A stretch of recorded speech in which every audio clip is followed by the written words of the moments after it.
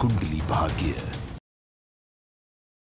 जिसे हम सबका मर्डर प्लान किया था और तुम्हारा उसके साथ चक्कर कैसे चल सकता है? वो लड़की तो इतनी बुरी है कि हम सबको उससे नफरत करनी चाहिए। एक्चुअली मैं तो उसी का साइड दे रही थी, और जब तक राखी आंटी ने ये नहीं कहा ऋषभ को कि प्रीता की हेल्प नहीं करनी चाहिए, तो उसके बाद जब मेरी सासू माँ ने ऐसे कहा तो मैं ऐसा कैसे कर सकती हूँ? समझ में नहीं आ रहा है कि माँ को जेल से बाहर कैसे निकालूं। जो कुछ भी ट्राई करती हूँ फेल हो जाता है। इस वक्त यही बात मेरी प्रायोरिटी है, लेकिन कुछ पता नहीं करूँ तो क्या करूँ। करण मेरी हेल्प नहीं कर सकते तो मुझे एक मौका दे दो, एक चांस दे दो ये प्रूव करने के लिए कि शर्लिन ऋषभ जी के लिए बिल्कुल अच्छी लड़की नहीं है। अरे मैं कहीं ना कहीं ऋषभ जी के इस रिश्ते के लिए खुद को जिम्मेदार समझती हूँ। नहीं प्रीता, तुम्हारी वजह से कुछ नहीं हुआ। ऋषभ ने शर्लिन को देखा, शर्लिन पसंद आ गई, दोनों ने सगाई कर ली। That's it! सबको ये क्यों लगता है कि मैं ऋषभ जी के पीछे पड़ी हूँ? मैं क्यों ऋषभ जी के पीछे पड़ी होंगी? बेचारे ऋषभ जी को पता चलेगा तो कितना बुरा लगेगा। मुझे ऋषभ जी से बात करनी चाहिए, उनको डायरेक्टली बताना चाहिए कि शर्लिन की असलियत क्या है। कहते हुए भी अच्छा नहीं लगता, लेकिन वो प्रीता है ना, उसे लगता है कि फूड पॉइजनिंग के केस में तुम्हारा हाथ था। प्रीता तुम्हारे बारे में कुछ और भी कह रही थी। क्या बोल रही थी वो? एक्चुअली कल रात को वो तुम्हें ढूंढ रही थी, लेकिन तुम उसे घर पे नहीं मिली। आप प्लीज मेरी मदद कीजिए, मेरी माँ को छुड़वा दीजिए प्लीज।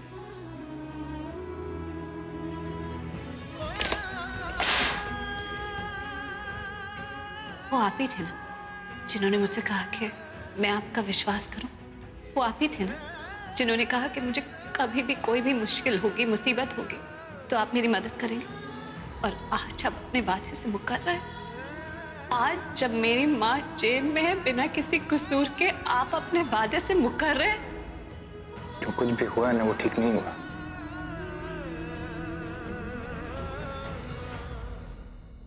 कैसे मनाऊं प्रीता जी को? मुझे फोन करना चाहिए। मैं फोन कर कर क्या बोलूंगा? इतनी बड़ी गलती करी है मैंने, अपना प्रॉमिस तोड़ा है, माफ भी नहीं कर पाएंगे।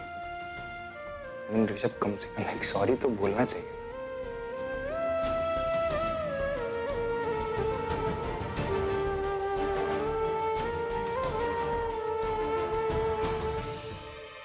हाय ऋषभ। प्रीता जी,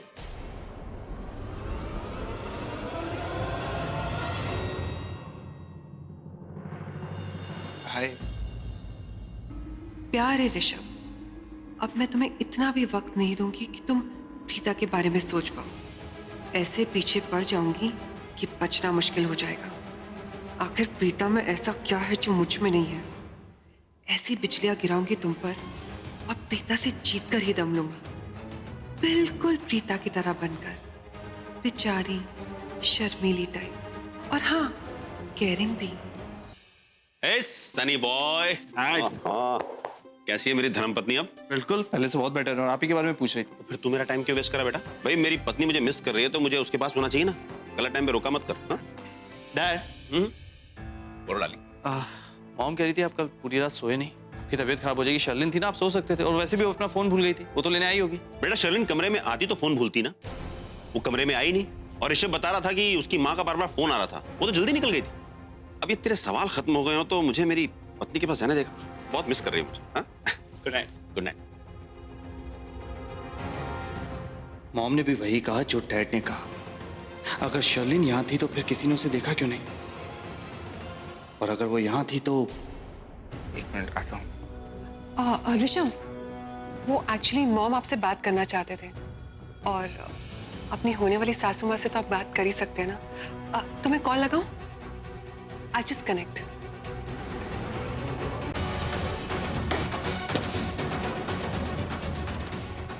जगदीप, तू फौरन पुलिस स्टेशन आ जा। This inspector is not listening to me. और हाँ, वो टीवी रिपोर्टर्स को भी इन्फॉर्म कर देना। ये सच है कि हमने अच्छे से तहकीकात नहीं की है। अगर लुथराज केस वापस ले रहे हैं, हमारी तरफ से जरूर कोई ना कोई गलती हुई होगी। और ऊपर से जगदीप खन्ना वकील, उससे टकराने का मतलब है कि मुसीबत को दावत दें। हाँ तो जगदीप, मिस्टर लुथरा, प्लीज बैठ। Jagdeep just hold. देखिए, अगर आपको ये केस वापस लेना है तो अपनी जिम्मेदारी पर। मैं नहीं चाहता कि कल जाकर आपके फैमिली का कोई भी मेंबर पुलिस स्टेशन में आकर के हंगामा करे, तमाशा है। Inspector, you need to understand one thing.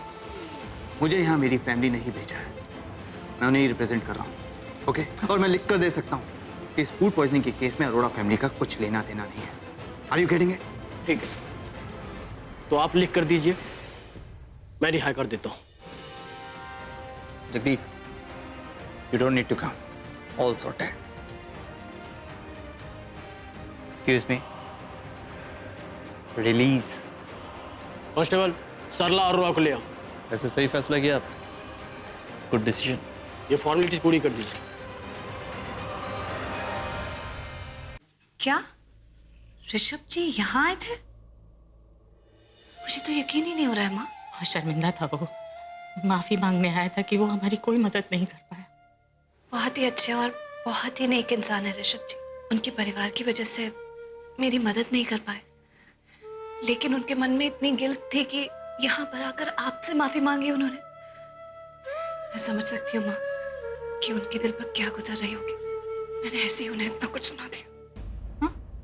इतना तूने इससे देवता जैसे आदमी को सुना दी? माँ, अब आप मुझे डांटिए मत। क्यों डांटने वाली बात तो की है ना तूने? ए मैडम, साइड लावा, ताला खोलना है। आप ताला खोल रहे हैं? माँ को बाहर निकाल रहे हैं? हाँ, सरला को छोड़ दिया है।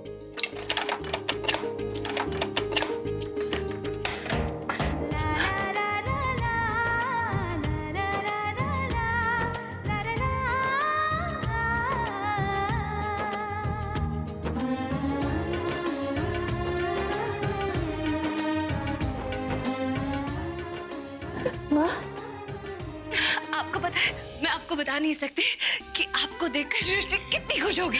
वो तो खुशी के मारे पागल हो जाएगी। और दादी, दादी बहुत उदास है आपके बिना माँ। आपको देखकर बहुत खुश हो जाएगी। मैं उनका वो चेहरा देखने के लिए रुक नहीं सकती। मैं किसी को बताकर नहीं आई कि मैं आपको लेने आ रही हूँ। मैंने तो पहले ही कहा था, करण और पीता की जोड़ी एकदम मैच फर्स्ट क्लास।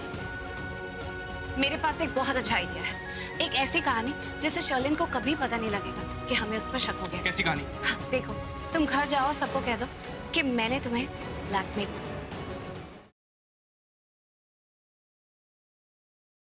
जब भी रहूं संग तेरे, भूलूं हर गम शिकवा गिला, तेरे इश्क का ही नशा है, मेरी रूह तक में बसा है। तूने आंखों से जो छुआ, सुकून मिला। रंग लगा दे रे मोहे, रंग लगा दे रे, मैं तो तेरी जोगनिया, तू रोग लगा दे रे।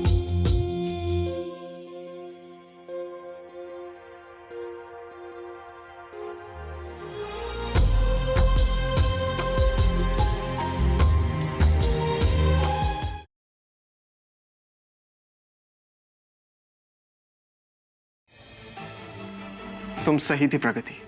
तुमने देवी काकी के बारे में जो कुछ भी कहा था वो सच था। अम्बरीश इस गांव में दोबारा आने वाला है और इस बार वो अकेले नहीं आएगा, वो किसी बहुत ताकतवर इंसान के साथ आ रहा है। अभी समझा, शायद इसीलिए देवी काकी ने शुद्धिकरण की पूजा और बाजी के तिलक का आयोजन किया है, जहाँ देवसु के सारे लोग इकट्ठा होंगे। वैसे जीजी, मैंने आपके लिए आज एक खास भेंट मंगवाई है। ये नई गद्दी आपके लिए है। ये गद्दी देवसु का इतिहास और भविष्य दोनों भी बदल देगी।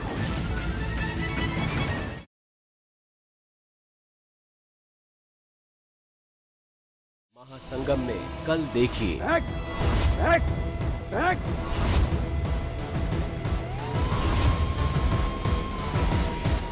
छोड़ मेरे को। लाला तेरी दिखाएगा तो मैं फेंकने में देरी लगाऊंगा। अच्छा नहीं, तू ऐसा कुछ नहीं करेगा। तुम्हें तो भूल चली बाबुल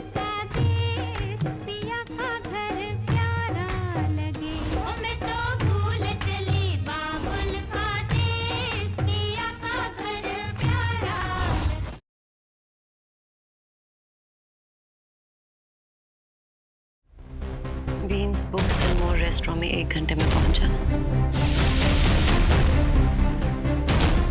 आदि, तो चलो मैं गाड़ी लगा के आता हूं।